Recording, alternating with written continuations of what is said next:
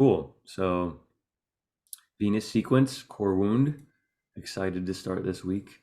Uh, how did you guys do with the reading? Katie, did you reread? Michelle. Um, yes, I went over my line and I Hmm. was looking at the other lines. And I skimmed over that chapter of Yep. it. Like the pathway.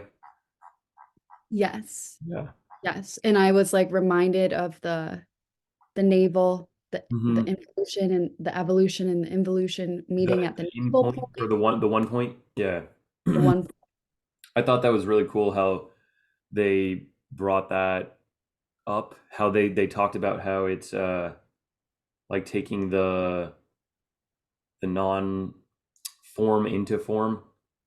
That's And involution. yeah, they mentioned like the whole black hole thing, like how it made me think like maybe that's how the universe works, is like we go through the black hole and then we come through life like as a human being. So Yes, we're birthed from the void. It's yeah, the from black hole. The womb is dark. The hmm dark. Yes. yeah. So that was really cool. I was thinking a lot about that.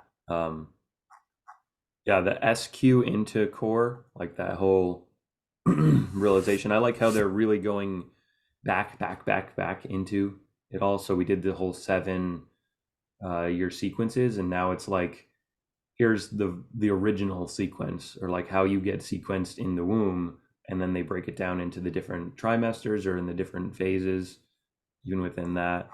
Uh, very cool. Yeah. All quantum stuff. I didn't like. I also just kind of skimmed through this stuff and went mostly into the lines, but they did talk about like a couple specific keys in the first trial, second trial, third trial. Like those are those referring to like the trimesters, the trials, and is that like just kind of its own thing? So you talking about the 46, the 18, the 48, like Yeah. those ones? The 12, the Oh, 56, the 33, and what was the other one? Yeah, I think those three. okay. Is that the Ring of Trials? Yeah. Yeah, so yeah, so he kind of was, I forget exactly what he was talking about with that, but he was just basically that's kind of like the trials you go through as a human to kind of like to awaken. Hmm. So that's what that explains. Okay. Um, yeah, I'd have to look over that again just to remember the context of that. Yeah, I think it's a specific codon ring, and it's referring to like the start codon, I believe. Okay, all of the start Yeah. codons. Because that's Okay, the starting of life, is like all of those spark codon. yes. And then they talked a little bit about like the five senses and sight and light, sound and harmony, taste and style, touch, identity, and then the flowering of the rainbow body. Um, Yeah. And how all that's developed while you're in the womb. mhm, Like and when those develop with inside of the womb, which was yeah, really interesting. it's cool to think about how like some people can be, clairvoyant or clairsent or clairaudient, and it's like maybe they didn't have as much trauma in that part of their development, or like in their genes and genetic sequence, in their history and their lineage. That's how that develops, is like in that moment in the womb. Yeah. But Uh, we do have it all. yeah. That's the thing. We actually It, do have all of it because we all can access like our deeper senses. It's mhm. just some of it is more developed Yeah. than others. And like, yeah, we Usually, have like people have, certain affinities yeah, to a usually certain. people have like one or two main ones. But yeah, you're right. Yeah, they can all be accessed in the same way that we can all kind of access every single gene key. Yes, exactly. Yes. Um, so yeah, we can kind of get right into the 6 lines. Or unless Kitty, if you have something else you wanted to share, you mentioned You texted me about something specific, uh, Yes. Okay, yes. So the quarters of transformation. yes. So I will like share that at some point if it makes sense. Um so just to like give context to this because I think that this is what's coming through and I think it's important. And I think I'm gonna put together a like a little like some slides of this and I'm gonna record myself explaining this because I can really go so deep into it. But like the Gene Keys is a modern interpretation of the I Ching and the Tao, you know, and so it's like based on the Kabbalah. So this is like Hermeticism and the Tao, and it's all like leading us into sacred union with ourselves, which is what will create sacred union with the universe, like outside of ourselves. And so, like, understanding that this is also based on astrology and that the core wound is Mars and the EQ is Mars and the IQ and the SQ is Venus. So, like, just to like put in context, when we're working with the IQ and the EQ and the SQ and the core, we're working with Mars and Venus. We're working with the feminine and the masculine. Hmm. And so like really coming through of to kind of make the point of like how tantric this path is. Like this is really a path of coming into inner union with the self. And it all actually like it all starts here at the core. Like this really is the most important sphere. And that's like what has been coming through for me in the last like 10 hours of like it all literally stems from this sphere, this core. So yeah, just like I'm gonna make a presentation so that I can show visuals. Hmm. But you know, like what's coming through is until you make the unconscious conscious, it will rule your life and you'll call it fate, right? Like Carl Jung said that.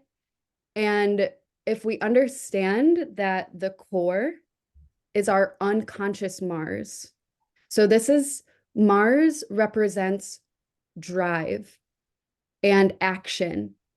And so when we're operating out of our unconscious Mars, when we're operating out of the shadow of our unconscious Mars, we're being driven. We are taking action from that shadow. And then we can actually look to the EQ, which is our conscious Mars, and we can see when we're operating out of the shadow of our core, the way that we express our emotions through our personality is going to show up as the shadow of our EQ. That's how those two are connected because they're both Mars. They're both ruled by the planet Mars. Does that make sense? I'm just like making these connections between the planets to show how connected all of this really is. Like as an example, Yeah.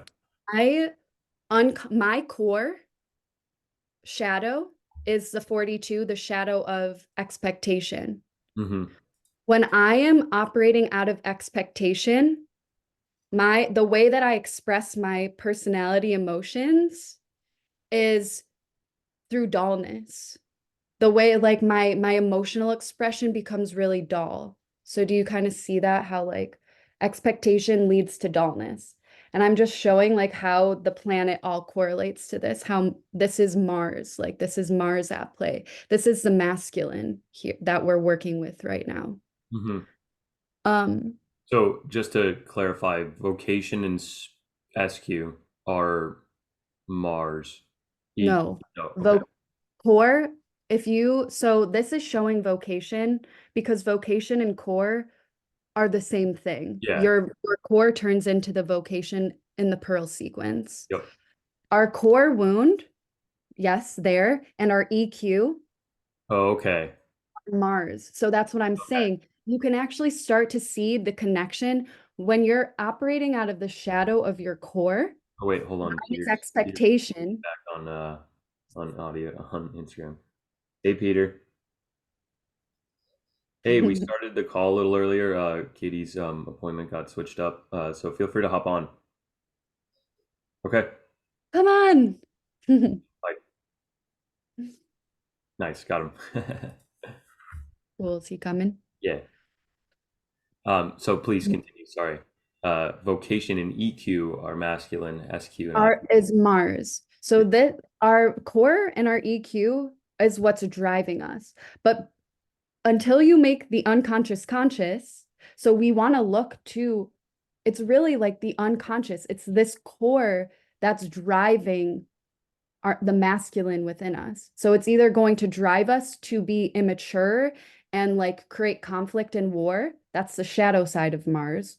Or it's going to drive us to individuate and to be passionate and to serve. That's the higher expression of Mars. And then the SQ and the IQ, that's Venus. Those two spheres are ruled by Venus. And so, like Venus, when if you really think about it, if you're not connected to your soul purpose, or you're operating kind of like out of the shadow, then like the way that you express through your IQ, through your intelligence, is also going to be operating out of the shadow. Mm-hmm. I'll make it make more sense. Like I'll put it together in a way where it kind of makes sense. But I think it's really important because it's kind of like we're looking at this sequence here and it's like, where is this all derived from? Like, okay, so my SQ is the 59 or my EQ is the 1, but like where does that come from? Like, and it comes from the planets. It's coming literally from the cosmos. And this specific sequence, it's like teaching us about sacred union, Mm-hmm. like the divine feminine and the divine masculine. And that's really what we're looking at here as we're going through the sequence is how to merge that within ourselves. That's very cool. So in a way, there's like probably another name for it, but in a way, the core wound and the EQ are like sort of a programming partner relationship, but not in the same way, but like in its own way, in a very like masculine connected way. And then the SQ and IQ are have that sort of relationship as well, where they like because you mentioned if you're in the shadow of the core wound, it's likely going to affect your EQ and like so and so. Yeah, Yeah. because it's like it's the same planet. So Mm-hmm. it's like yes, if you're unconsciously if you're operating out of the shadow of your unconscious Mars, you're for sure going your personality is for sure going to express the the shadow of the conscious Mars, which is the EQ. Mm-hmm. And it's like I can see how in my own life every time I've had an expectation of someone that maybe I didn't even express to them, but they didn't meet my expectation. The way that I meet those people or the way I express my emotions towards those people is in a really dull way. Like I just get like really like flat and like dull. It's just my mind is making so many connections and I think it helps because I know about astrology, I know human design, I know all of these systems. So that's just why I want to express a little bit of this because I'm starting to see how this all is really connected. Yeah. But if you don't know any of this information, if you don't know about the planets, if you don't know what the planets mean, if you don't know that this is based off of Hermeticism and the Tao, which are systems that whose sole purpose are to bring you back into sacred union with yourself, to balance the feminine, which is love, and the masculine, which is presence within yourself. We know that presence and love, when you're operating out of presence and love, you're operating out of what Richard Rudd calls the gift frequency. When you actually then move beyond polarity, that's when you move into the city, when you actually move completely beyond any sort of duality. That's called being in the Siddhic states. Mm-hmm. Um, so yeah, that's like that's partially what's been going through, and you guys can go on. I'll make it make more sense, but it's really, No, I it. think it's important to start really understanding like what this sequence is doing. Because I think when we have that understanding, we start to, it's like I'm actually realizing that this sequence, even though it's about relationships and looking at your relationships, this is it's deeper than that. This is not about outer relationship. This is like your relationship to yourself. And that's what the core wound, like if you can like really penetrate the core like deep enough, it will show you like it will show you what's preventing you from coming into sacred union with yourself. So I'll get off my soapbox now. So like you mentioned just briefly that vocation and EQ, uh, because they're ruled by Mars, dictate how your personality is expressed. Is it the same for like is personal? Does that word personality change when it comes to the Venus, like the SQ and IQ? Is there something else that gets expressed, or is it like what? Yeah, can you? So in the way that this to understand this is like this is based off of human design. Mhm. We have a design side, which is known as the body. That's the unconscious. In human design, they say we also have a personality side, the mind. That's conscious. So, and then we have a soul. In human design, that's known as the G center. That's your soul. So that's how in human design, your body, you're looked at in like as a body, a mind, and a soul. This is what this is based off of. Gene Keys is based off of human design. So personality, so Mars doesn't rule personality. Yeah. Mars governs action. It's our drive. Mars severs, and Mars can sever in a way that creates war and conflict, or Mars can sever in a way that creates individuation, where Mhm. it's like you have to kind of detach to know yourself. You can't, if you're always merging, you'll never know who you are as an individual, right? Venus is the planet of unity. She's the merger. So she brings things together.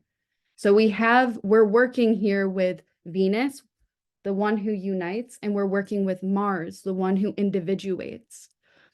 The vocation is the unconscious Mars. The SQ is the unconscious Venus. Yep. The Okay. EQ is the conscious Mars. The IQ is the conscious Venus. Okay. So we are probably more familiar with the IQ and the EQ because that's our conscious personality. So, but what I'm saying, it's like it's cool to make the connection when you start to understand that your core is your unconscious Mars. So it's like how you're unconsciously driven, how Okay. you're unconsciously taking action. And if you think about it, if you're always unconsciously being driven, like me, for example, by expectation, then my personality is always going to be reflecting the shadow of my EQ, which is dullness. Very cool. Okay. Yeah, Does that that make sense? yeah, that makes sense. I was trying to make yeah, that like connects some dots for me and makes it make sense. So so in that same way you can say that so like yeah, we have the unconscious male and female and then the conscious male and female within the Venus sequence. And so those they reflect each other in that way. And Yes. yeah, so it's not hmm, And I think this is why the core is so important because this is really what's driving us. Like this is how we take action in the world. This is how we serve. It's through that core. And if like we're not like that's why just really like understanding the different frequency bands of this is so important because it's really like what's ruling over kind of like everything else. Hmm. Yeah, that's very cool. I think I was contemplating a lot while reading this, and now that you're making these connections, it's definitely bringing to light like a few things that uh, have manifested, like or like how my core wound has manifested. Makes sense.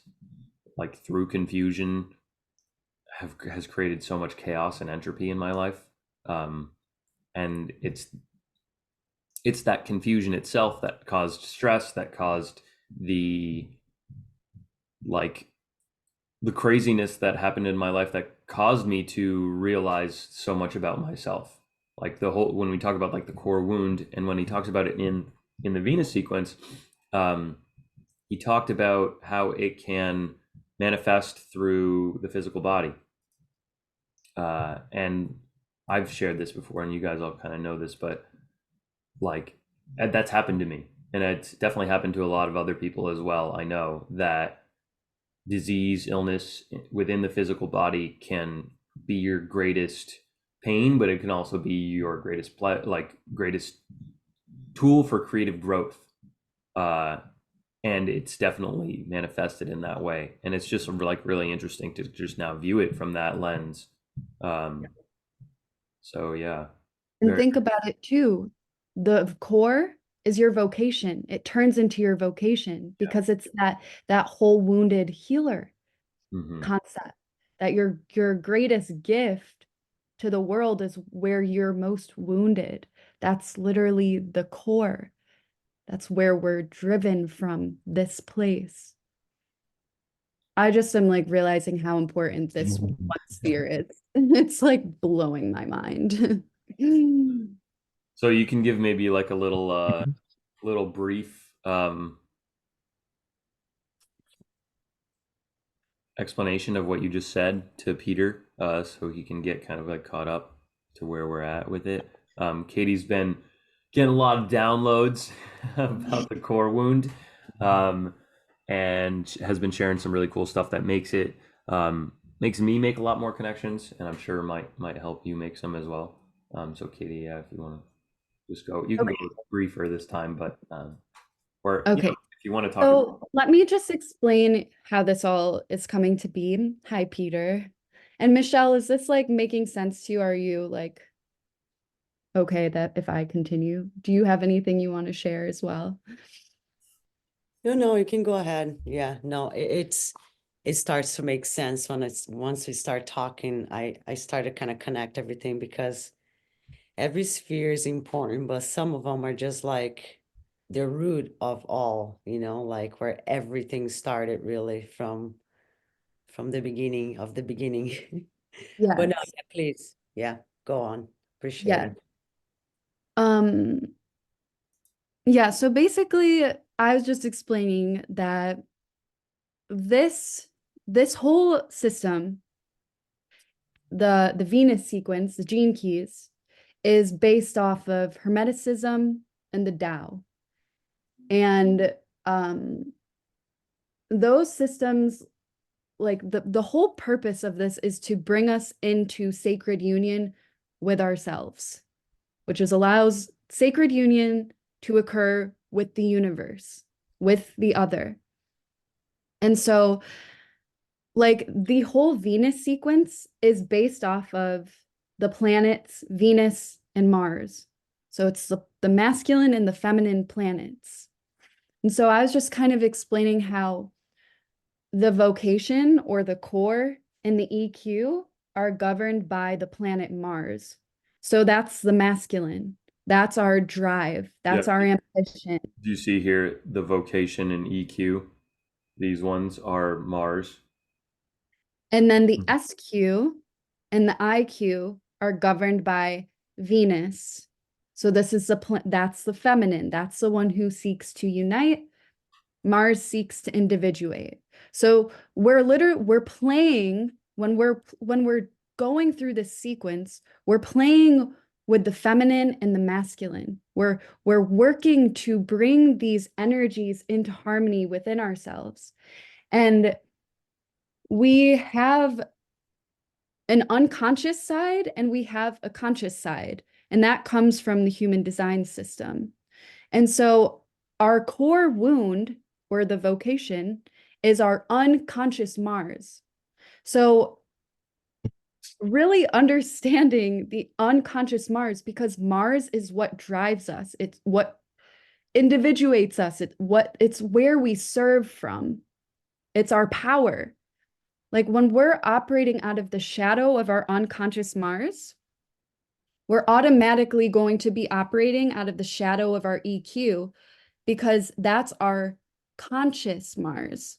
So it's like, and I started to make these connections because I was like looking at the shadow of expectation and seeing how my expectation of others, when my expectations are not met, my emotions, the way I express my emotions through my personality is through dullness. Like I shut down and I get really dull, and I just like kind of will Mm. shut people out. So Mhm. I'm just kind of like creating a context of understanding. So it's like, yeah, we're looking at all of these spheres and we're saying, okay, my SQ is 45.2, but and my vocation is 42.5, but where does that actually come from?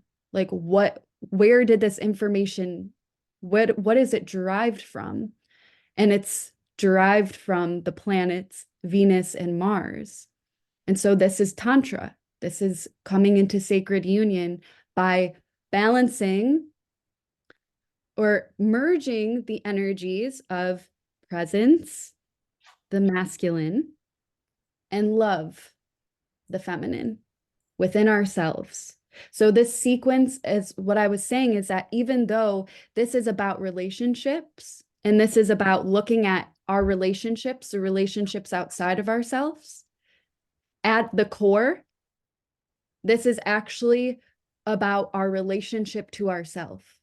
This is about coming into sacred union with ourself, because when I was thinking, like, I have not understood my core. Like I have not been able to grasp my core in the line. Mhm. And for as long as I can, for as long as I've been looking at the gene keys, like it's never landed until last night. I finally just like, I felt this like feeling in my gut, and I just started breathing into it. And all of a sudden all of this stuff started coming up, and it was about my mom, and I could see like this fifth line wound of resentment, and like in the gift it's forgiveness, and I could see how Mm. my mom didn't meet my expectations, and so I resented her. And so like over time, all of a sudden, then I started to feel the guilt, which is also the fifth line, because I was like, oh my God, I've been resenting my mom, and I've been holding her up to this expectation. And how long am I going to wait for her to meet my expectations before I love her? Mm. Like I might run out of time, you know, Yeah. to actually just love my mother. And then I was like, wait, this actually goes deeper. Like how much have I been resenting myself for not meeting my own expectations? And how much has that created an emotional inner landscape of dullness within me, where I'm not growing, where I'm being stagnant? Damn. Yeah. And that's where I was like, whoa, like this is not about anyone else. This is about me. This is my relationship to myself, because it's all a mirror, and it's all just a reflection. So all of everything, all of the anger, all the resentment that I feel towards everyone else, it's like, no, I've been resenting myself. I've been angry at myself. I haven't forgiven myself for all of the unmet expectations that I placed upon myself. So that's just like, It's going really deep, and I'm sharing all of this too because it's like it's taken me 3 years to get to this point Mm. where I'm like, whoa, and all of these dots are really starting to connect, and it's so deep. But yeah, thank you for letting me share that. That was, Wow. yeah, fuck. I felt that. I Yeah. can feel how that changes your whole life. Like really hits you through everything you do. Every emotion that you build on top of that, like that's like it's the core. It It's the really fucking core. just goes right back to it. That's yeah, damn. Yeah. Mhm. And Richard Rudd says if there's one key, if there's one sphere that you study, it's that. And I I never understood it. Like I said, I have not been able to grasp the core, and I was like, no, I don't think it's the 42 that I need to be focusing on.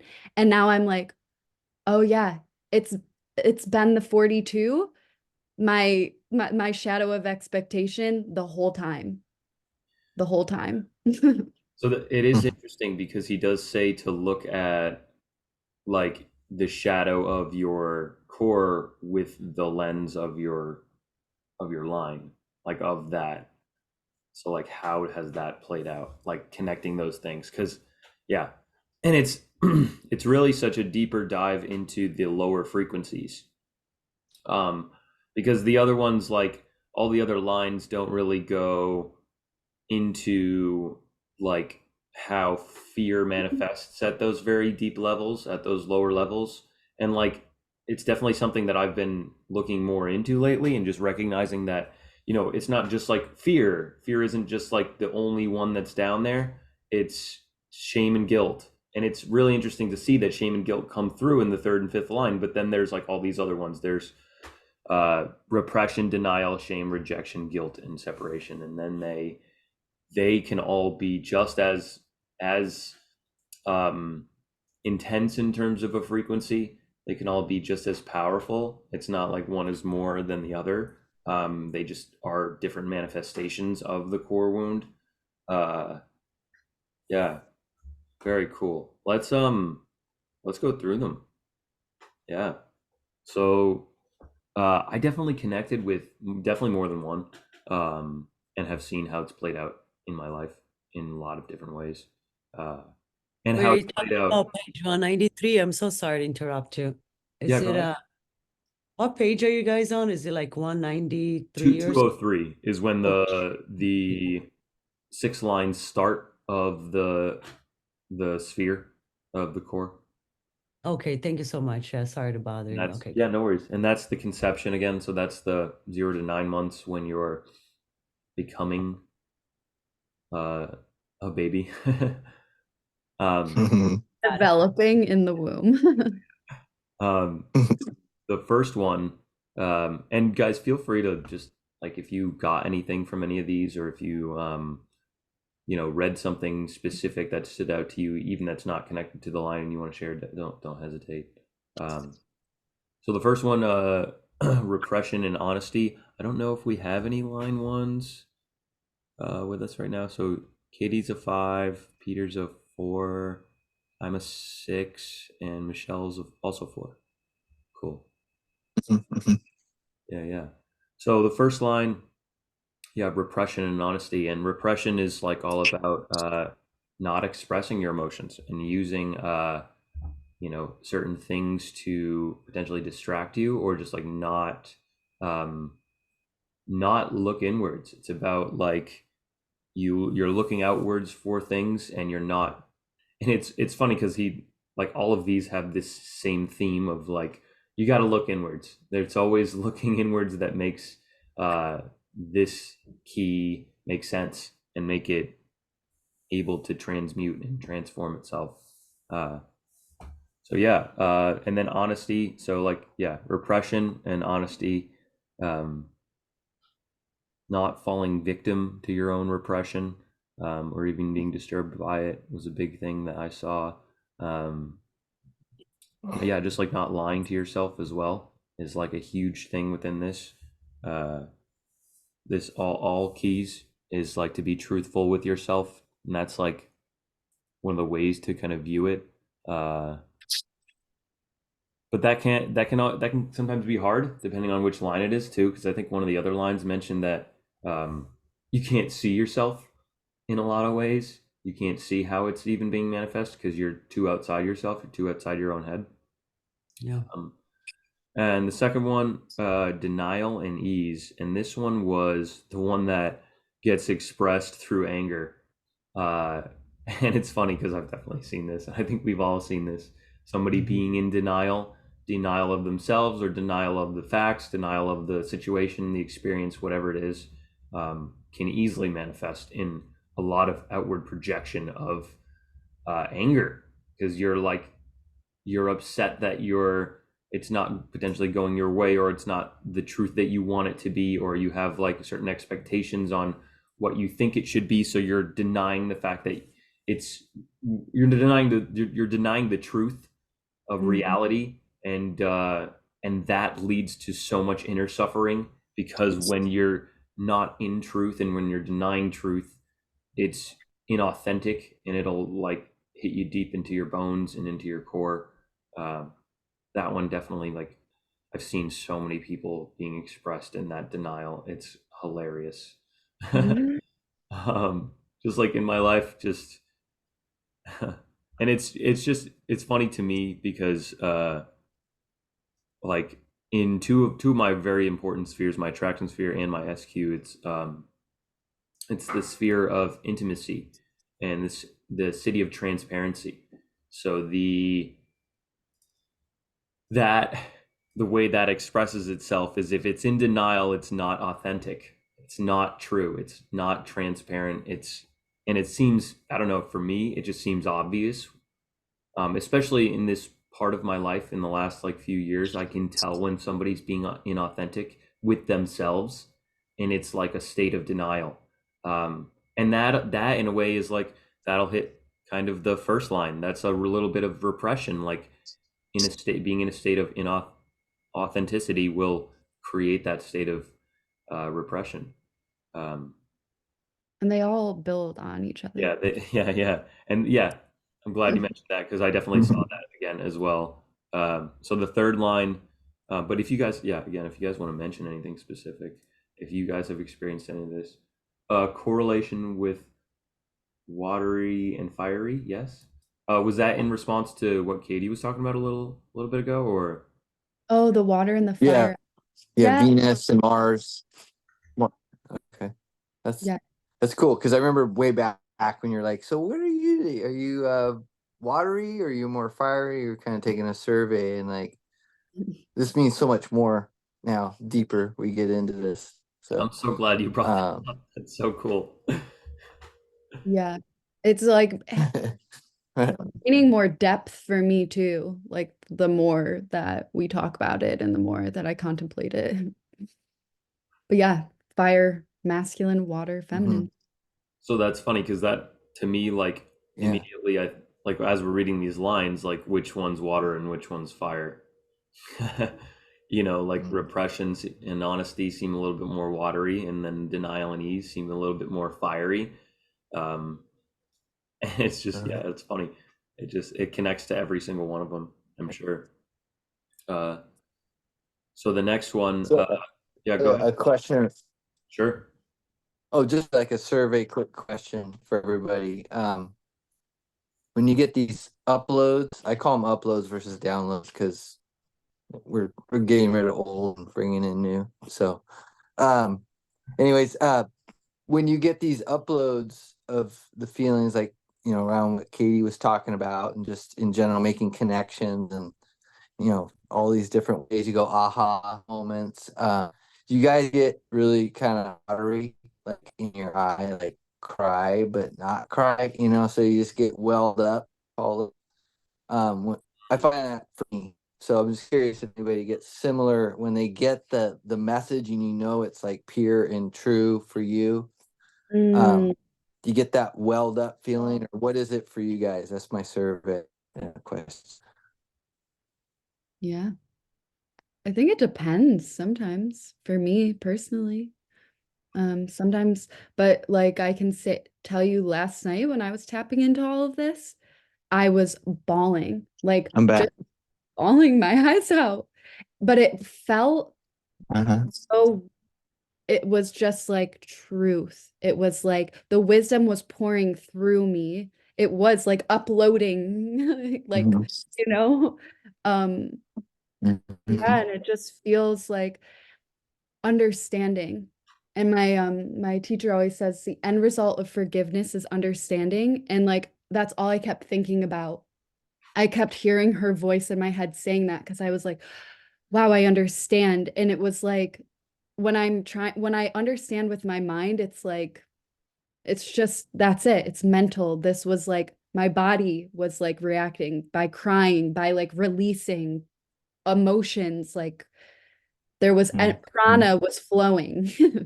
That's how usually I experience it, like a release of energy or a surge of energy, movement, tears, laughter sometimes.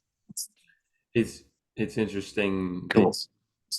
yeah, so I personally think and not think, but I feel when I get the uploads that it's probably a combination of the two, but it's for me it's like certain parts of my brain just start to light up and like get ignited and start to just like create vibrations and my thought patterns sort of explode and Mhm.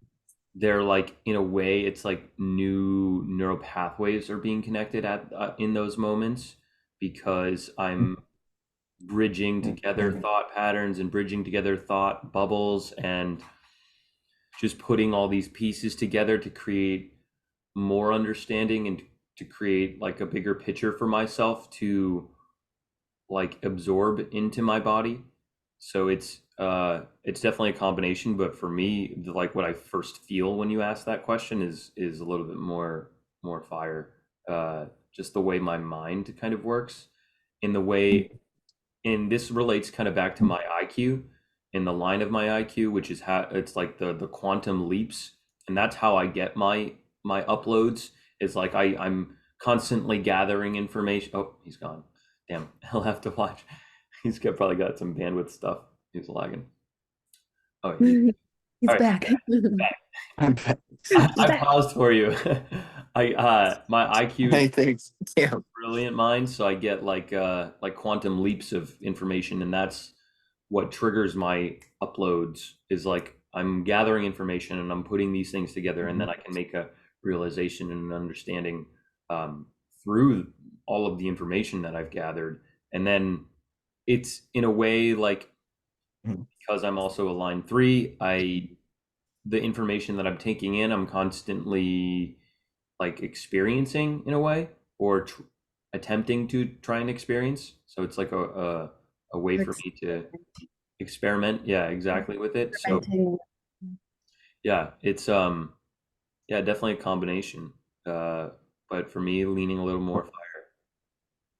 Cool. Cool. That's beautiful though that you tear up like that. It just comes because I know that feeling, Peter, of it's like that soul knowing, and it just like it touches you so deeply that it does just make you tear up. Like it's Mhm. just it it's hard to explain, really. It's Katie, just when so you were talking about your core, like your core wound with your mother, I felt that too. I was like, damn, like. Yeah. Mm-hmm. Yeah. I was a Yeah. mess.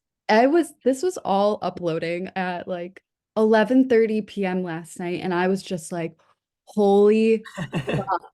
Like Richard Rudd said, the line five, can't think about it. Like this whole time I've been trying to, it's like you have to feel what the shadow of expectation feels like he says you have to feel what that feels like, and I was like trying to think my way through it, like what does expectation feel like in my body, what does guilt feel like in my body, but I'm like thinking it, and I had no intention of feeling, I just kind of was relaxing listening to a mantra last night, and I just like started feeling into the tension, and all of a sudden I was like, oh my God, I'm feeling what expectation feels like in my body. Oh my God, I'm feeling what guilt feels like in my body. Oh my God, like this is what I've been doing with this. Like, yeah, Yep. it's deep. Yeah.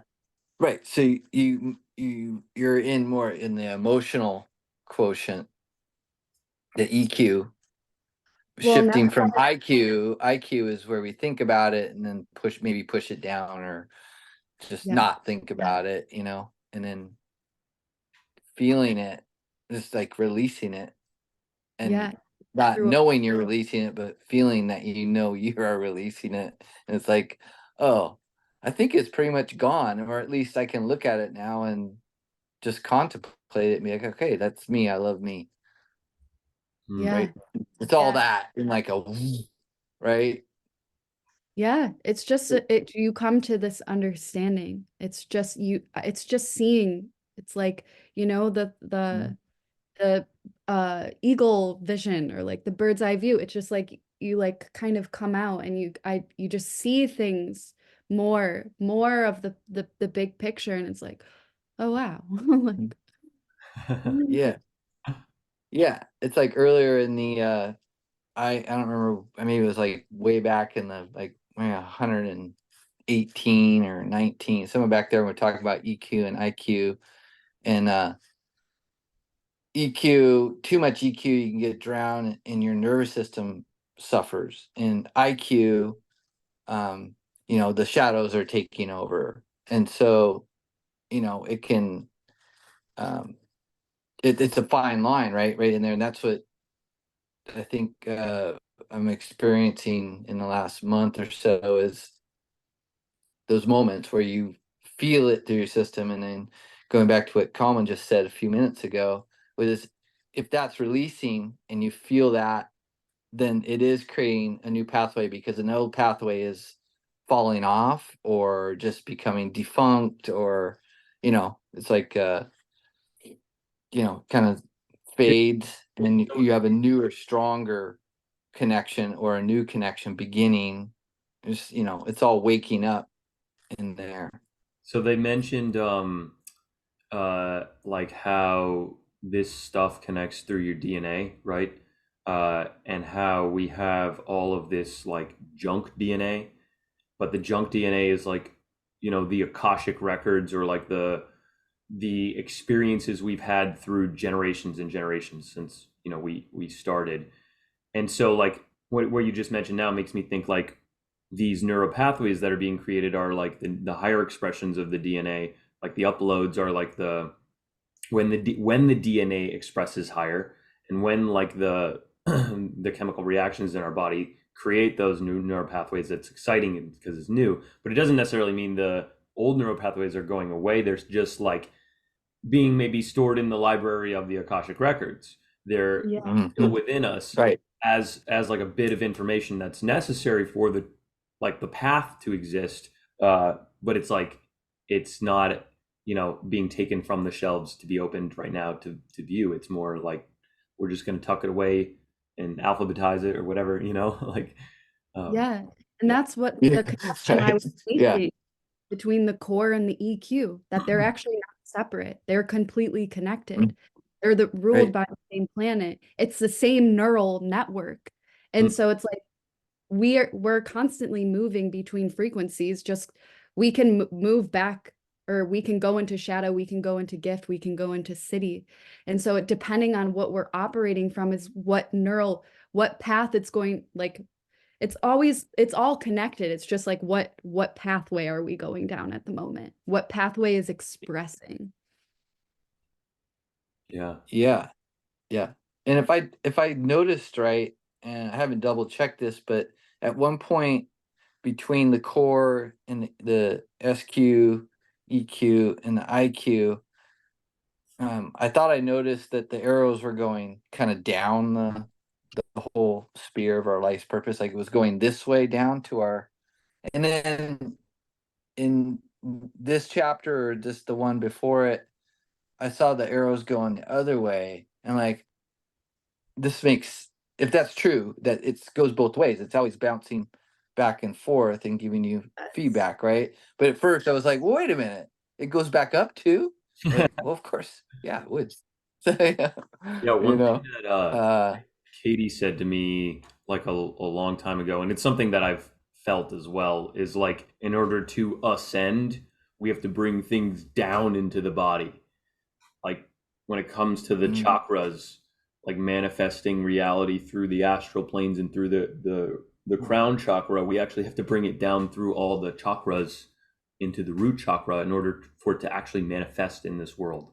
Otherwise, it's just going to live up here in our brains and in our thought patterns, and like that's great and that's fun and all, but like it's also not going to get. We need to have a vehicle and a body to be able to actually manifest these thoughts and these patterns and these uploads. Yeah. right? Yep. The plunger, And think and about the plunger. torus. The torus field, it Mhm. implodes and it Mhm. also explodes, you know, it's Yeah. both. So it's like that's just the nature of existence. Literally. Mhm. Right. So All right. yeah, do you guys have anything else? Right. If not, we'll get into the next line. And I might have to hop off soon I always 'cause find it interesting. You got hop. Let's see. Am I still there? Yeah, Hi. no, you're good. Yeah, go ahead, Peter. Shit. no, you're here. Oh, just it's interesting. Lag. The line 4 for me is rejection, gentleness, and then on the EQ, it's line 3 or something, I think, and it's empathy and apathy. It's wild. It's wild. Mm. So So Michelle cool. and You Peter, know, how like, do you oh, relate? yeah. Oh, sorry, you keep lagging, Peter, so I think you're done talking and then it comes through.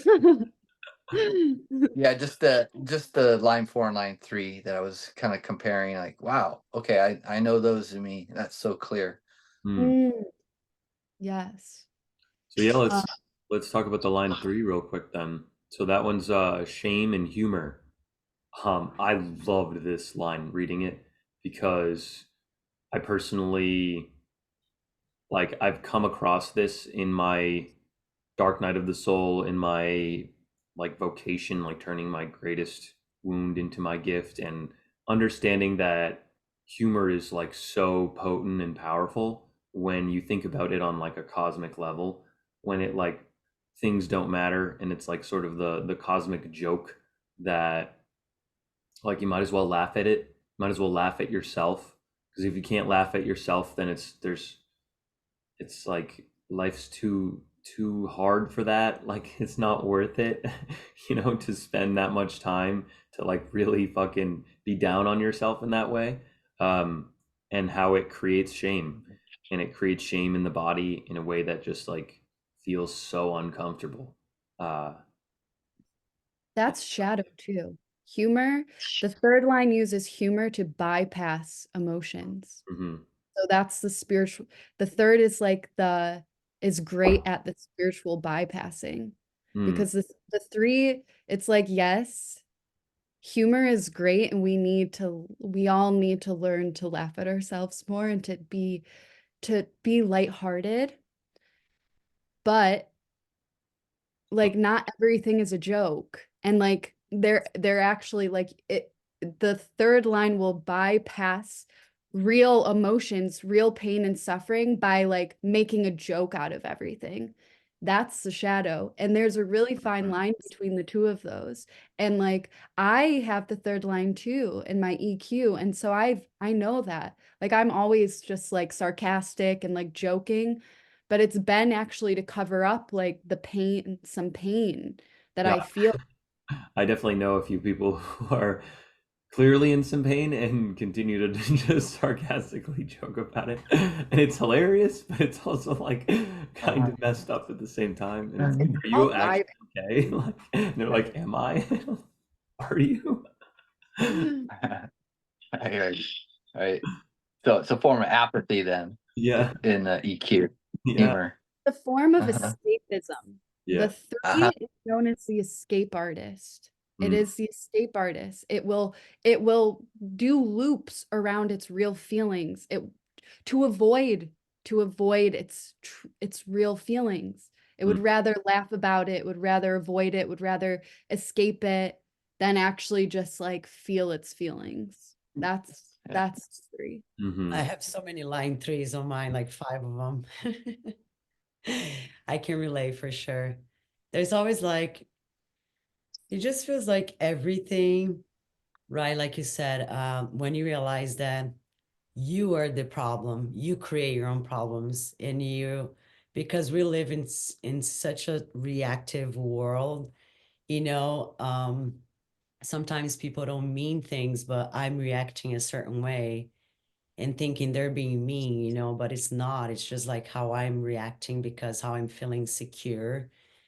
And there's always a scenario that feeds the light and the dark. It's up to you to feel, to embrace the reality and truth, and then not react to something else. But at the end of the day, like you said, where did everything start, right? Like the core, and then everything connects to everything. And like you said, you cannot have a gift without the shadow, or the city without the shadow, because it's all about balance. You're never just not gonna be in your shadow ever. That's impossible. Or you never feel your gift, right? So the Yeah. shadow is just there so you can be aware of the situation and then operate at a higher frequency. Once you realize that that's your shadow, and you have a lot more to give than just being on that suffering lower frequency. And yeah, everything is just like you said, balance, right? Like at the end of the day, it's just harmony. We need all those frequencies, and we need to sometimes just be a little bit more angry, emotional, and just trust that you don't like something. You know, the trust is a huge thing that I've been contemplating now, because I have what do I have here? Let me see. My vocation, yeah, inadequacy, his resourcefulness and wisdom. And then I also kind of attach that. I know Richard talks about your shadows. Let's just say my shadow for my EQ and my vocation, they kind of match, and my gift, they also match. Let's just say the programming partners, right? So if you just look at the two shadows, inadequacy and impatience, there's always a relation between all the shadows and all the gifts and all the cities, right? So yeah, it's just, and when you talked about uploads and downloads, Peter, too, for me, it's almost like it starts to heat up very internally, and it starts to just kind of burst. And yeah, I tear up. Like it almost feel like I'm at the peak of the ecstasy, you know, like just wow. But it's more like it's Yeah. like it's like happy tears for sure. And it's pretty crazy. Sometimes, yeah, I'm like bawling. I don't even know why. I'm like Katie said, I'm like, holy shit. It just hits you really, really quickly. But for Yeah. me, it's very, very emotional. Like very, very I'm a solar plexus doing human design, is all emotions for me.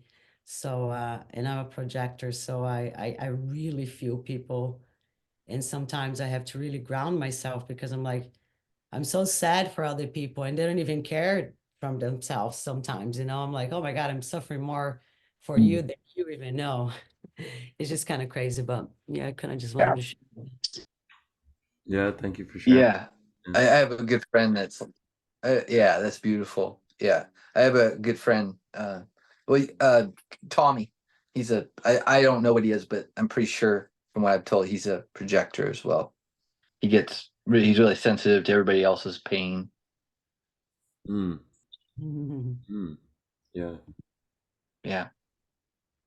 So the next line is rejection. Katie, hop on your phone while you're driving. You can join us. Oh yeah, you're right. Okay, maybe I will. Okay, well, I'll see you Thanks, guys Katie. later then. Thanks for your input today. That was amazing. Thank Thank you. you for Amazing. Thank you witnessing it for all. sharing, being Honestly, vulnerable. guys, the feminine in me moving through all of this was like, I just really need to share this and be witnessed in this because it feels so profound for me. Even if it doesn't make sense to anyone else, it like really touched me at my core, like pun intended. And so thank you. We'll see you all in a little bit. Absolutely. Bye. Okay. Bye. Right. So the fourth line is rejection and gentleness. And this one is all about the biggest thing I got out of it was that like when you are in the fear state of rejection, you're like embodying that so much that it like sort of comes through and through body language, through emotion, through your like energy in your aura, that it creates more fear of rejection. So it's this cycle of fear and rejection that like feeds itself, and it can come out in this very just mean type of way. It's a lot of like opinion and judgment, which is like I think the 18th and 19th Jinki, and it was talking a lot about, you know, because we fear rejection, we like build this sort of armor around us and this like all these walls, and it's the walls that don't let people in. But it's in a way it comes back to that whole concept that like we we are, oh, Peter's gone. He's got to get that internet fixed. We fear, what was I going to say? Our body, like our mind and body, want to like reject things, and it comes back to that whole sensation that we have to just keep our heart open. In every relationship is like an opportunity for us to open our hearts, and the more that you like just go along that path as opposed to building walls, then the less you'll feel rejection, or like let yourself feel rejection. Because it, just because somebody like rejects your energy, rejects your thing, doesn't mean you have to accept that as your emotion. And that's the whole like understanding how you're responsible for your own reactions. And that was like kind of what made me think about the most when I was reading this line. Yeah. Yeah, that's my line 4, and I can really relate to that too. Like I was Sure. saying, the reaction, looking back, how many times, especially when I was transitioning from my diet, and you change your physical appearance, and man, I lost so much weight, and I had to have like some thick skin to kind of accept how people felt about me because of my appearance. Like I went to Brazil within 3 weeks of my 12 weeks of my hardcore detox, and it was really shocking for people to see how they used to see me. And at the Yeah. time I was like, I reacted to that. I was fine, but deep inside I know I was getting hurt, because it's a normal thing. It's like some people say things, they don't mean it, but I perceive that way. Like if they say, I don't know. So yeah, it's all the reaction. I'm looking back now, I'm like, well, it's not people's fault that, I mean, if I lost 25 pounds, someone's gonna be like, wait, what happened to you? You're really skinny. Are you okay? It's a normal comment. But for me, because I Yeah. was through that phase, I'm like, wait, what the fuck? Who would just say that? You like me to say like, oh, what happened to you? You're getting fat all the time.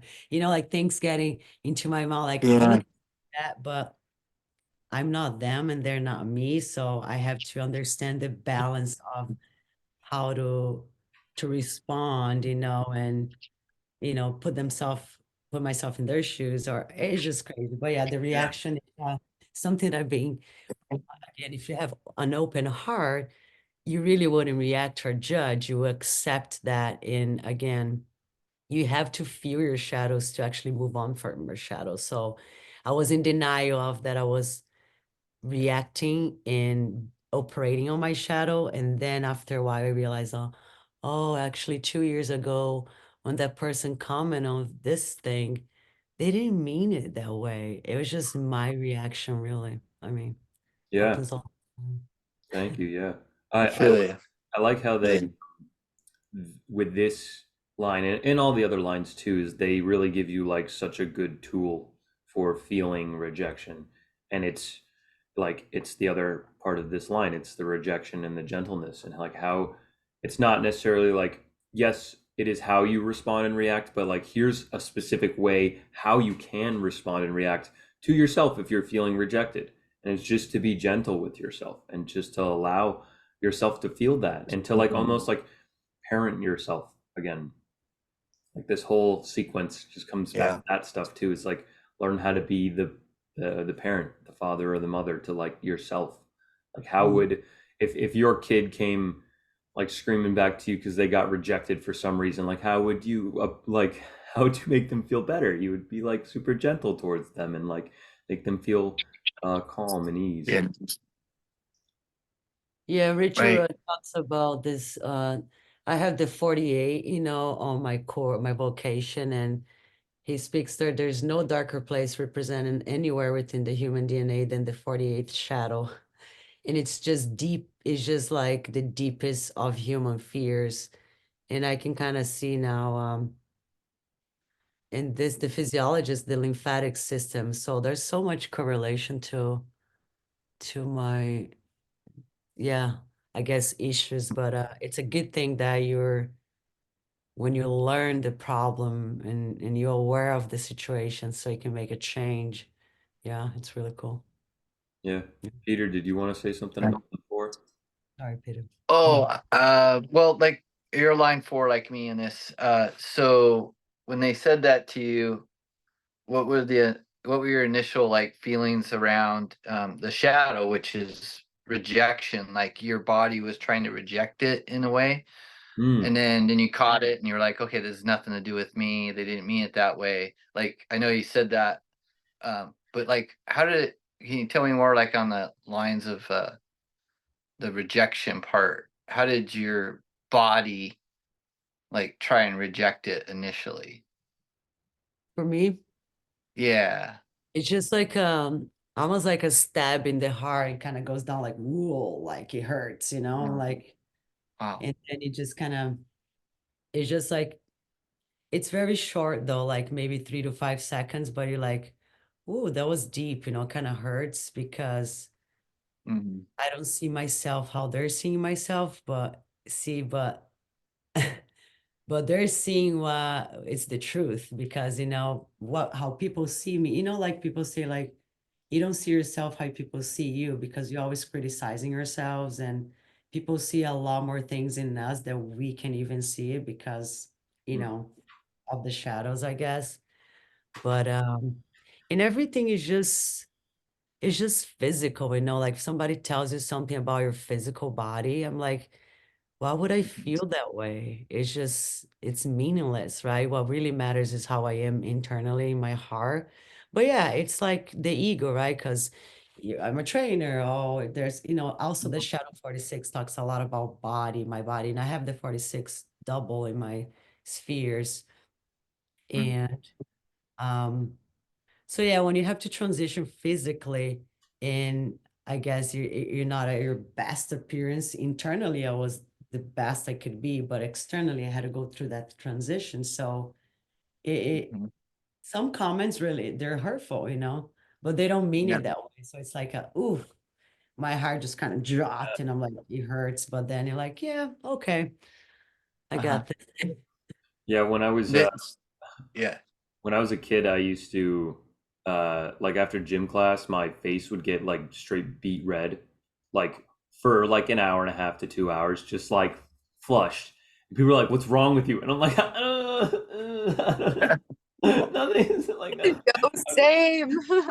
I would like I would take offense to it, or like I would like feel like shit about it because people were like pointing it out and like making me feel bad about like me You getting. blushed right now too. You see, yeah, you're warm. And Like that all the time. for a long time I like hid that, and I would like try and hide that. Like imagine going to gym class, running around and then trying not to sweat, like the one that does to your body. Like you're Wow. trying to like just Oh, not express yourself in that way, that like that doesn't feel good in your body, and that's not you like allowing yourself to feel that. And so like it can manifest yeah. so many ways. It can manifest in a rejection of yourself and a rejection of everybody else around you. Like how do you make friends with people if you can't like want to get like come back to this like laugh about yourself, or like bring it back to this like back to zero, You're back. afraid of rejection So you reject others. Like Yeah. that's what it teaches. Yeah. And Michelle, this is like just random, but just to kind of like talk about the core and like your key and this line. It's like that that key is associated with the lymphatic system, and on a spiritual level, like this lymphatic system is our sense of belonging and our sense of feeling loved. And so it's like if you're kind of, the shadow of inadequacy, like you don't feel like you're enough. You feel like you're being rejected. You feel like people are kind of like coming at you. It's just like interesting to hear you talk about your experience and then to be able to kind of correlate it back to the key in the line. Mm. Yeah. Yeah. Most of it was really when I was transitioning. Yeah, it's like the past 2.5 years is definitely it was a lot to take in, but I think I did well as far as not taking personally. When I felt like it hit me deep, I had a little buffer to think things were temporary and just to keep going, because I felt within that I was in the right path, especially with the breathing. And I felt really safe when I breathe. I'm like, okay, I don't care what you guys say. I'm just in my bubble and it's okay. But yeah, I'm not gonna lie that I felt it, of course. It's yeah, yeah, for sure. Yeah, it's cool Thank how you. Thank you.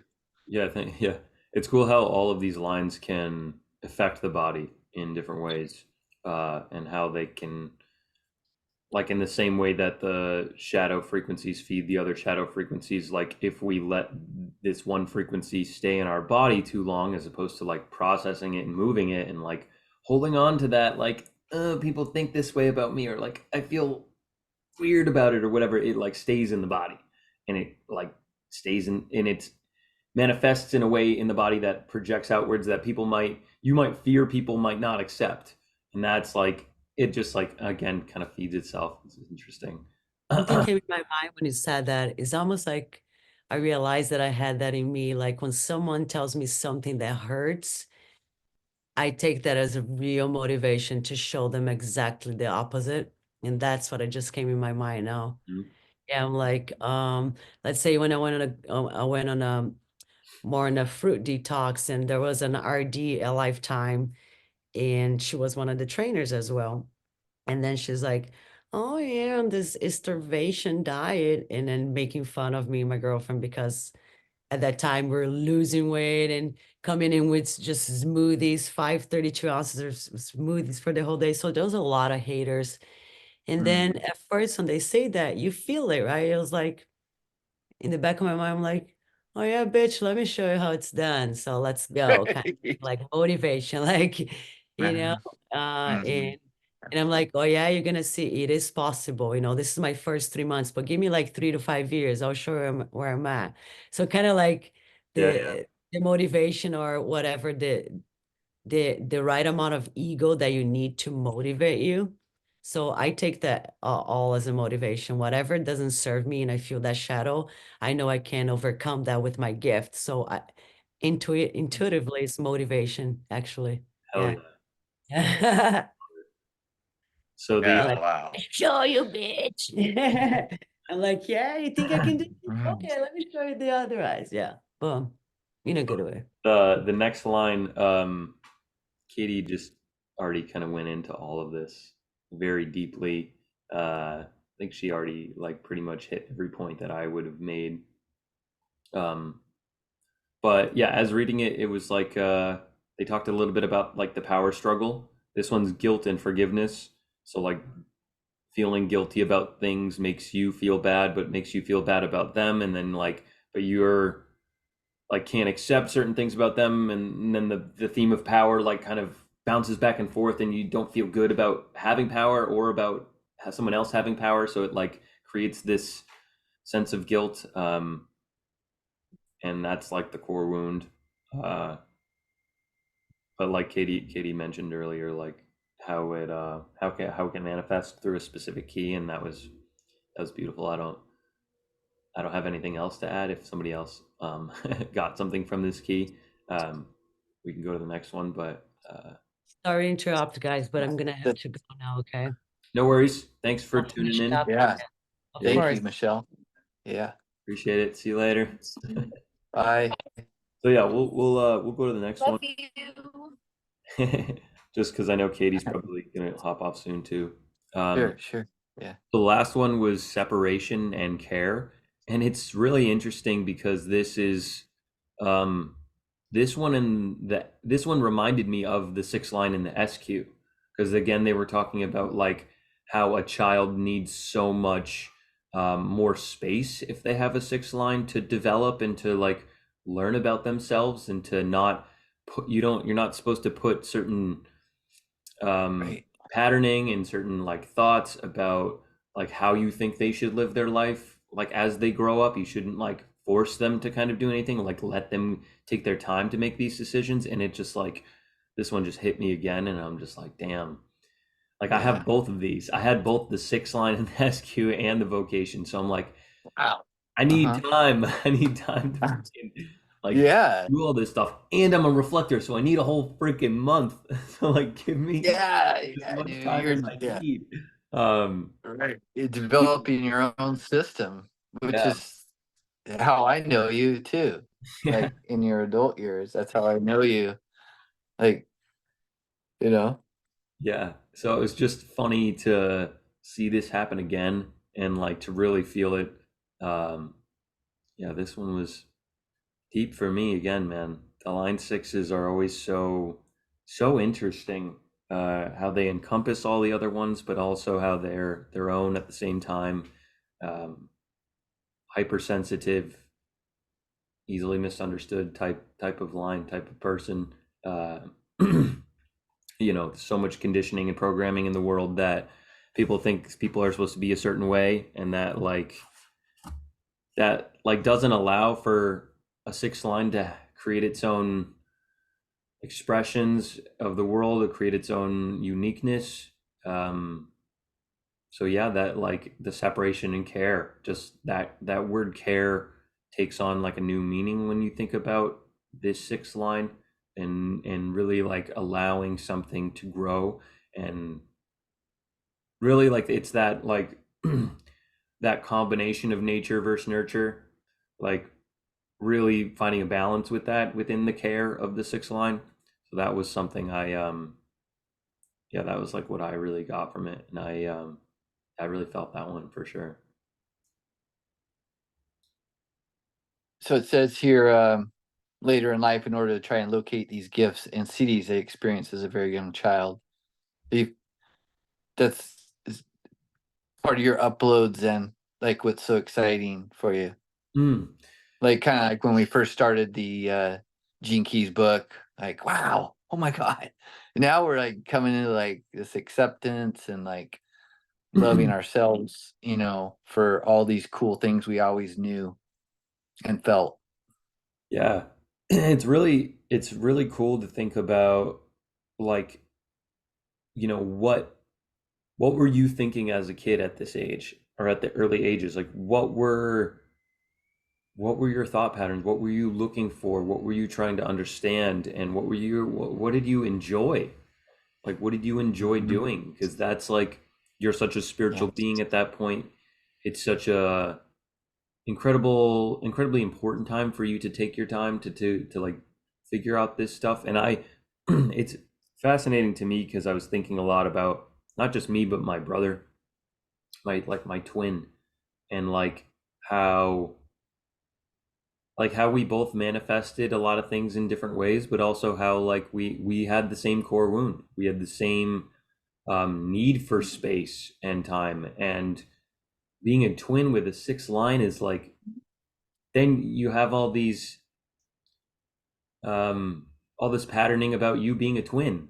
And it's like, how are you supposed to find your own uniqueness if you're constantly being compared and being treated in the same way as somebody who's right next to you? And it's like, how do you, and I think that Mm. might be why in a lot of ways that we potentially butted heads and like grew apart and grew back together, grew apart, or whatever it is. But it's just, yeah, it's really interesting to just contemplate. That's like one of the things that I was thinking about when I was reading it, is like me being a twin. Uh, yeah, super weird.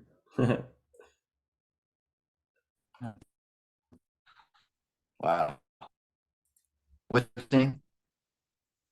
What? Sorry, What's your brother? What's your brother's name? his name's Anton. Anton. Mhm. Yeah, yeah, Yeah, that's amazing, man. yeah. Yeah, It is kind of yeah, wild. because it's like yeah, because you're trying to model, you're trying to, you're observing so much at that age. That could be, like, yeah, it could be like, from my experience, like just confusing. Like you feel it, you feel everything, but the interpretation of it, of what you're feeling, um, has patterns that are being created from the outside world and the people you associate with, that are adults, and older than you, Peter, acquaintances, teachers. Am I falling out? God damn it. no, you're good. I was just going to interrupt because Oh, my vocation is like the shadow of confusion, and you were like, that must have ah, been so confusing, and I was like, dude, yeah. oh, cool. Yeah. Well, it's hitting me. These calls always hit me too. I get uploads too. Just like, it's cool. It's so great to have these calls, man. Um, yeah, yeah, it's good, man. It's good. I got on a call with the Zen Fairy and her partner in their little business called Astrolab. Her name's Patty. So Patty and Adriana got me on, and they did a reading on me for astrological just a Whoa, couple weeks ago. nice. Yeah, I did some stories on it, just to promote them. It was like a short one and tied in with what we're doing and what I've been reading, and of course the breath work, breath training.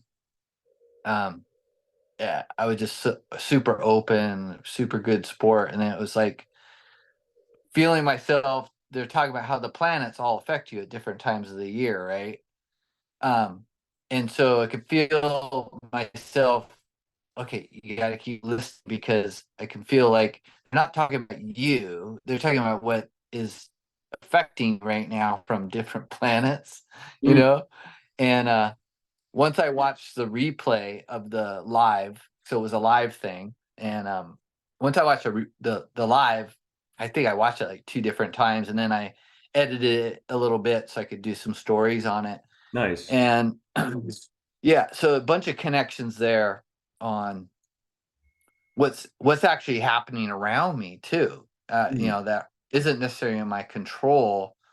But again, how I respond to it and the uploads that I get, and being okay with that.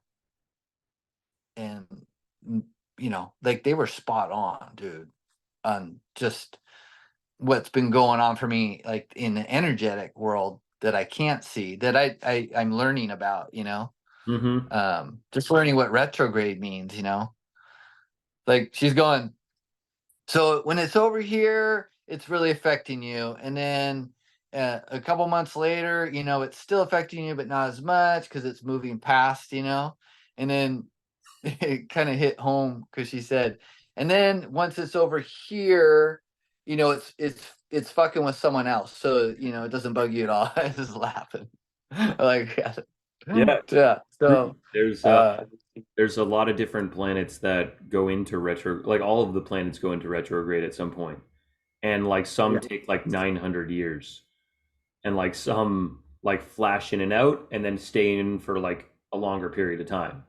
Like yeah, it's kind of wild. We're actually going into like Pluto is transitioning into the age of Aquarius. It's like been real flashing in quick. and out of it, like in and out of it for the last year, and it's going to be permanently in it for like a long time, starting this year, like sometime I think in the next couple months. Yeah. And that one's like that one I feel on like a really weird level, like in terms of abundance and how Yeah. that and how the more I embrace abundance during the when Pluto's not in retrograde or when it is, I can't remember which one it is, but whenever that one is transitioning, I can Mhm. definitely feel that on like a deep level. And then there's always the Mercury's in retrograde and how that just seems to put like a dampener on like a lot of things. Just feels like very, very heavy energy to me. Uh, Yeah. and I've been Yeah. told like a It lot can. of things about that too, like, don't do certain things during retrograde, like very introspective time to just like kind of chill. Like you don't need to go out, you don't need to plan too many things. You can like kind of just like wait it out almost and plan things for after that. Yeah. But Yeah, totally easily integrated into what we're doing. Here's the thing though, and I didn't know this, and maybe you already did know this, but they're like, yeah, so for you, when time you were born and your sign and all this stuff, you're gonna learn stuff before it comes around again, and it repeats every 7 years. hmm. So, you know, 0 to 7, 7 to 14, 14 to 21. It's going to keep repeating, you know? And Mhm. so and then what I was saying earlier about the EQ and the IQ, if you get too much IQ going, then you're reverting back to your second phase, which is the Yeah. teenage years, we'll say, Yep. right? And then you get too watered down or kind of drowning in your emotions and affects your nervous system if you're too EQ, right? And so it's just like connecting these things for me in this moment, this time. It's like, yeah, okay, I can accept that, I can accept that.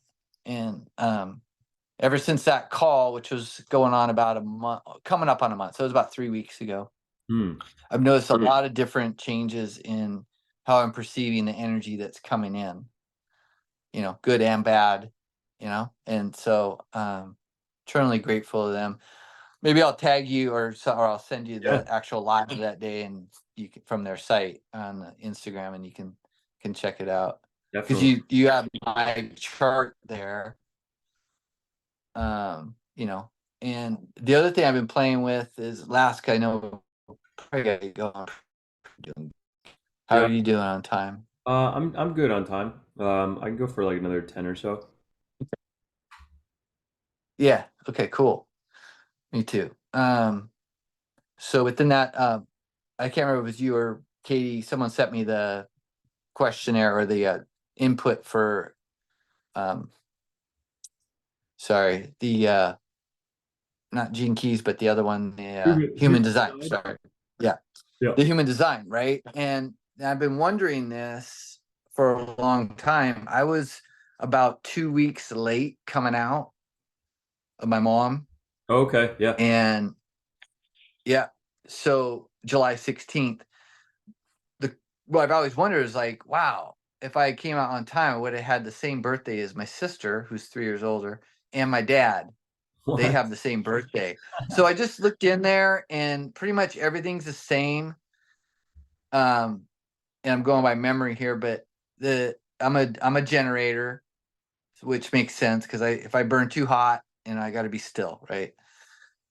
Um, with that, they look at things the way they look at things. I think they were also a generator. There was one thing in there that it's like a trait of like I'm super fiery, and then they're just a little bit. I think it was more along the lines of like take things as they come. And Mm. I'm like, which was always really frustrating for me.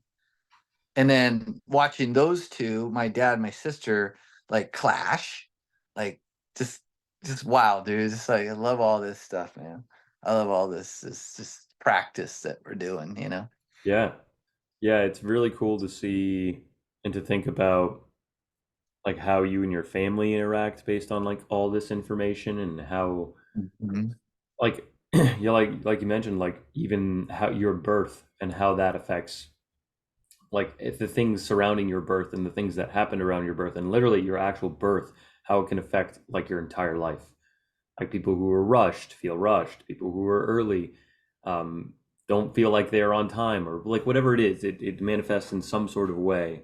And it's so cool how it's all subtle. It's all so subtle and just really Yeah. hits you, like deep. Yeah. Yeah. Yeah. So I guess I would, yeah. So So- I guess I was away from my mom for like almost like 2 days right after birth. Oh wow. Yeah. Yeah. And there's a bunch of stuff around that. My mom's memory isn't the greatest anymore, but it seems like the longer I talk and the more care I have in talking to her, over that hour and a half phone call, little bits would come out. Mm. Because at first she was like, I don't remember, I don't remember telling you that story. And like, oh, that's what you told everybody at all the different parties and, about my birth and, when you guys were all talking about mom stuff. Yeah, yeah. But it slowly comes out and I'm like gold. It's like gold, Yeah. it's really helpful. Most definitely. So this is like the last sphere and line and stuff of the Venus sequence, and then it turns into the Pearl. But before the Pearl, they at the end of this book they go into the Saturn sequence, which is like really cool, and they talk about how each one of these core wounds manifests on like a global and planetary and historical level, which is really cool. So we might go into that like next week because I think it's a shorter one. Um, at least that's kind of what I'm thinking. Maybe we could finish this Okay. book within the next week or so, and then kind of see where we want to go from there. But yeah, man, this was freaking Yeah. awesome. Like the next, yeah, thank you. Like the next book, you mean? Is there another book right after this? Yeah, so the Pearl think there is. sequence is the blue spheres in the hologenetic profile. And the Pearl sequence is all about Right. But I mean, Go ahead. sorry, I'm lagging. Sorry, the connection. Like, I mean, we'll be buying or uploading another book No, we don't have after to. this one. We have all the like the PDFs and stuff. Yeah, this Venus sequence book has it in here, I think, maybe. No, so Or that's we go. the PDF of the Venus sequence has the Saturn sequence at the end, which is very, very short. It's only like a chapter. But Okay. that's the purple one. But the blue one is the Pearl sequence, and that's there's a whole nother book about that, and that's a shorter book because there's less spheres. There's only 4 spheres total, as opposed to 1, 2. Yeah, I got you. Um, Okay. so we'll probably finish this book, which is the Saturn sequence, and then go into the Pearl like sometime in February. Okay. Yeah. Is there can you post a link for the PDF like you did for the Venus? Yeah, absolutely. It might Oh. even be in, I'll ask, yeah, I have it, so I can definitely post a link for it for everybody to download. So I'll put that in there. Okay. Yes, you can get started on it if you want. Sweet, man. Yeah. Well, good stuff, man. Thank you for coming on. I appreciate all you always bring such awesome questions, and I love how you related like this whole thing back to literally the first chapter of the first like the activation sequence with the water and the fire. That's like I wouldn't even have thought to do that, but like it's very cool to just bring those concepts back in. Oh, right on. Thanks, man. Yeah. Yeah. No, it's an amazing group, man. Thank you for starting it. And I don't know, just so much going on in my world right now. It's like my art, getting into my movement stuff that I do. It's I wish I could just do this, something, but Yeah. and someday I will be able to just do all this. I am doing all this. Yeah, you are. So, For sure. yeah, nothing's gonna stop this. All No, this and like that I'm even doing. once we stop the sequences, like there'll be more reasons for us to continue like collaborating on just like learning together. I want to like keep this group open for other projects. There's more opportunity for more learning. Like we can go into human design we can go into like even more within the gene keys, like all the codon rings. Mm. So much info. Sure. So I'll have to do some real planning and stuff this spring to like figure out how we want to do the rest of the year. But yeah, man, it's just a start. Okay. Well, I'm gonna put it out there. Like the actual real New Year is coming up in March Mhm. 21st. So, I want to transition my thought patterns and people I track to that is the new year, not what we just went through. Hmm. You know. Yeah, so there's There's- actually a in human design, I think their New Year's like the end of this month or something. Um In- and there's the whole like I also kind of believe in the whole 13 as opposed to 12 zodiac signs Exactly. and that whole thing. Like I so there's Um yeah, I'm all about that. I like that those concepts of, you know, going introspective, quieting down in the winter, and then that's like not considered any part of the year because it's just meant to be silent, you know. Yeah. Right. Yeah. Exactly. Yeah. Good. Good on you, man. Yeah, good stuff. Okay, I'll end it here. Thanks again. Appreciate you coming on. Yes. Thank you. Much love, dude, and Likewise, man. Thanks. talk soon. Okay, Thanks, brother. all right, bye.